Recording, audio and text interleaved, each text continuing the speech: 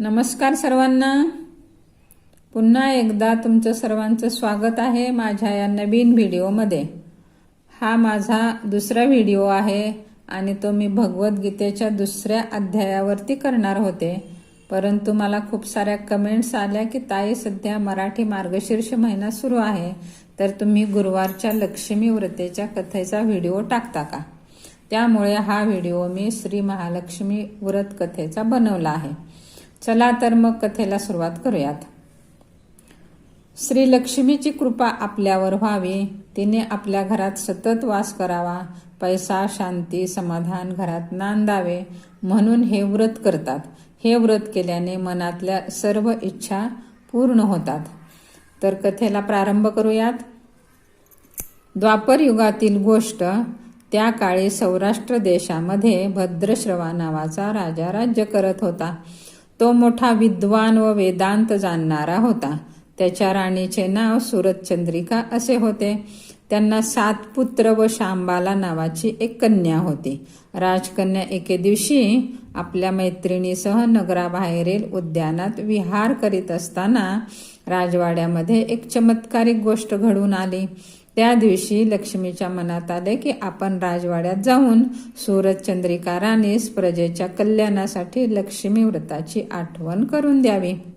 त्यामुळे माझे वास्तव्य राजवाड्यात राहून राजाकडून प्रजेचे कल्याण होईल, अन्यथा मी सामान्य माणसाकडे वास केल्यास फक्त एकट्याचा फायदा होईल, म्हणून जनकल्याणार्थ राजवाड्यात राहणे बरे असा विचार करून लक्ष्मीने एका वृद्ध स्त्रीचे रूप घेतले व काठी टेकीत ती राजवाड्याच्या मुख्य दरवाजापाशी आली। तेव्हा तेथील द्वारपालाने लक्ष्मीला विचारले, आपणास कोणास भेटावयाचे आहे। तेव्हा लक्ष्मीने सांगितले की मला सुरतचंद्रिका राणीसाहेबांना भेटायचे आहे। द्वारपालाने लगेच राणीच्या एका दासीला बोलावून लक्ष्मीची भेट घालून दिली। दासीने अधिक चौकशी करण्याकरता लक्ष्मी रूपातील वृद्ध स्त्रीला प्रश्न विचारले, आपण कोण, आपले नाव काय, आपण कोठून आलात, आपले राणीसाहेबांच्याकडे काय काम आहे। लक्ष्मीने दासीला सांगितले की मी द्वारकेत राहणाऱ्या भुवनेश नावाच्या विद्वान ब्राह्मणाची पत्नी असून माझे नाव कमला आहे। मी येथे येण्याचे कारण तुला थोडक्यात सांगते, ऐक। तुमची सुरतचंद्रिका राणी मागच्या जन्मी एका वैश्याची पत्नी होती। तो वैश्य दरिद्री होता, त्यामुळे नवरा बायकोचे वारंवार तंटे होत असत। एके दिवशी भांडण करून ती घराबाहेर पडली व रडत भटकू लागले। ते पाहून मला तिची दया आली। मी तिची विचारपूस करून तिच्या दुःखाचे कारण विचारले व तिचे दारिद्र्य दूर होण्यासाठी तिला लक्ष्मी व्रत करण्याचा उपदेश केला। लक्ष्मी व्रत कसे करावे याची तिला माहिती सांगितली। त्याप्रमाणे तिने लक्ष्मी व्रत केले। व्रताच्या प्रभावाने ती श्रीमंत आणि सुखी झाली। लक्ष्मी तिच्या घरी नांदू लागल्यामुळे त्या पती पत्नीचा संसार सुखाचा झाला व पुढे पुष्कळ वर्ष त्यांनी ऐश्वर्य भोगले। पुढे त्यांना यथाकाल मृत्यू आला। लक्ष्मी व्रताच्या प्रभावाने त्यांना लक्ष्मी प्रसन्न झाल्यामुळे पुढील जन्म राजकुळात मिळाला। मागील जन्मी केलेल्या लक्ष्मी व्रताच्या प्रभावामुळे सुरतचंद्रिका राजघराण्यात सर्व ऐश्वर्य भोगत आहे, परंतु लक्ष्मी व्रताचा आता तिला विसर पडला आहे, म्हणून सुरतचंद्रिकेस लक्ष्मी व्रताची आठवण करून देण्यासाठी मी येथे आले आहे। हे सर्व त्या दासीने ऐकल्यावर तिला मोठे कौतुक वाटले। ती म्हणाली, आपण कृपा करून लक्ष्मी व्रत केव्हा व कसे करावे हे मला सांगाल काय। तेव्हा वृद्ध स्त्री रूपातील लक्ष्मी म्हणाली, ऐक, मार्गशीर्ष महिन्यातील प्रत्येक गुरुवारी सकाळी नदी किंवा विहिरीवर स्नान करून 5 डहाळे काढून भरल्या कळशीत ठेवावेत। रांगोळी काढून पाट मांडावा व पाटावर साळी घालून त्यावर कळशी ठेवावी। कळशीमध्ये नाणे, सुपारी, मोती, पोळे, दुर्वा घालाव्यात। जवळ समई लावावी। कळशीवर 8 बाजूला हळदी कुंकवाची बोटे ओढावीत। लक्ष्मे नमः म्हणून पूजा करावी व तुपाचे निरांजन ओवाळावे। पिण्यासाठी वाटीमध्ये दूध ठेवावे व पुऱ्या लाडवाचा नैवेद्य दाखवावा।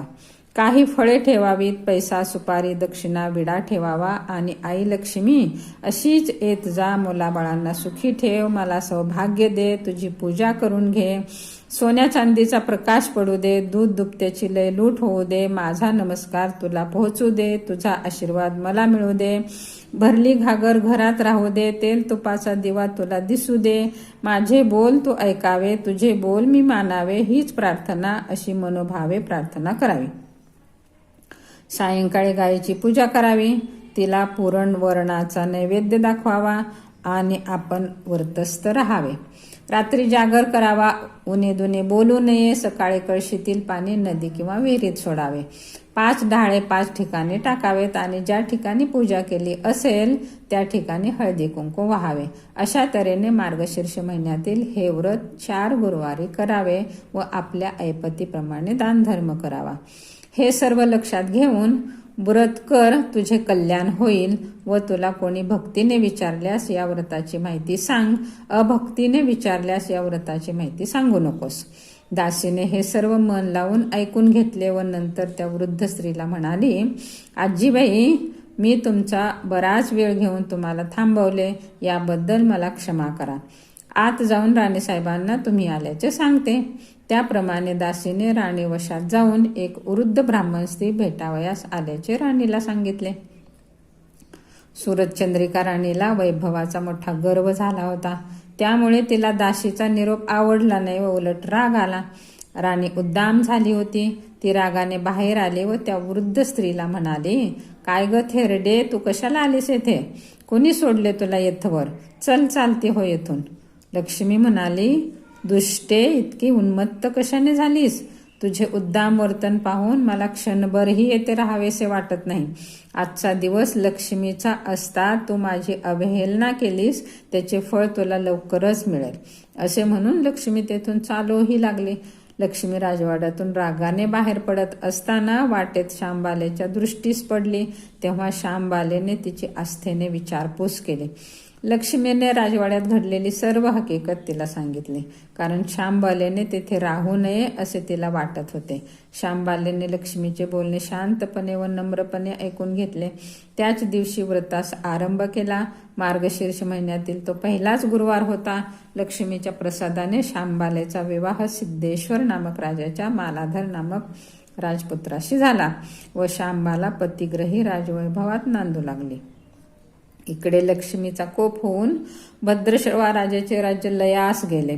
सर्व संपत्ती जाऊन राजा राज्यभ्रष्ट झाला. त्याचे सर्व वैभव जाऊन त्यास दरिद्री अवस्था प्राप्त झाली. राणीच्या आडमुठ्या वागण्यामुळे राजकुमारही सोडून गेले. वेळेवर खाण्यास अन्न नाही, पांघरावयास वस्त्र नाही, अशी स्थिती झाल्यामुळे राणीने आपल्या जावयाकडे जाऊन सहाय्य मागण्याची राजाला सूचना केली. राजा त्याप्रमाणे फिरत फिरत जावयाच्या राजधानीत आला व नदीकाठी विश्रांती घेत असता त्याला श्यामबालेच्या दासीने पाहिले व राजवाड्यात जाऊन श्यामबालेच्या कानावर घातले.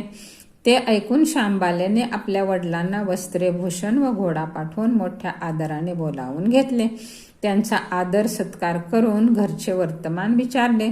सर्व ऐकून श्यामबालेस वाईट वाटले.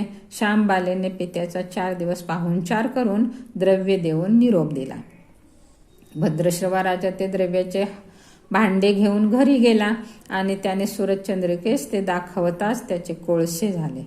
काही दिवसांनी सूरजचंद्रिका आपल्या लेकीकडे गेली. तो दिवस मार्गशीर्ष महिन्यातील 4था गुरुवार होता. श्यामबाला नेहमीप्रमाणे लक्ष्मी व्रताच्या गडबडीत होती. पूजा आटोपून प्रार्थना करत होती. राणीने ते पाहिले तेव्हा त्या व्रताची तिला आठवण झाली. आपली चूक तिला कळली. तिने लक्ष्मीची क्षमा मागितली व कळकळीने प्रार्थना करून तिने लक्ष्मी व्रतही केले व मुलीला घडलेली सर्व हकीकत सांगितली. मातृपितृभक्त मुलीला आपल्या आईवडिलांची दया आली. तिने आपल्या नवऱ्याला सांगून आपल्या बापाचे राज्य परत मिळवून दिले व आईला राजवाड्यात पोहोचवले. मग तिचे भाऊही घरी परत आले. राणीने अत्यंत भक्तीने लक्ष्मी व्रताला सुरुवात केली. लक्ष्मी तिच्यावर पुन्हा प्रसन्न झाली व पूर्वीप्रमाणेच राज्यकारभार सुरू झाला. ही कथा ऐकणाऱ्यांना, वाचणाऱ्यांना आणि व्रत करणाऱ्यांना सुख, समाधान आणि वैभव मिळेल.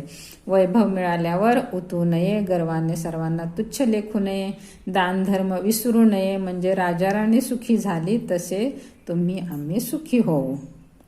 तर कथा इथं संपली आहे. कथा संपूर्ण ऐकल्याबद्दल धन्यवाद. आणि माझा हा व्हिडिओ आपणास आवडला असेल तर व्हिडिओला नक्की सबस्क्राईब करा, लाईक करा, शेअर करा. भेटूयात नेक्स्ट व्हिडिओमध्ये. तोपर्यंत जय श्री राधे राधे.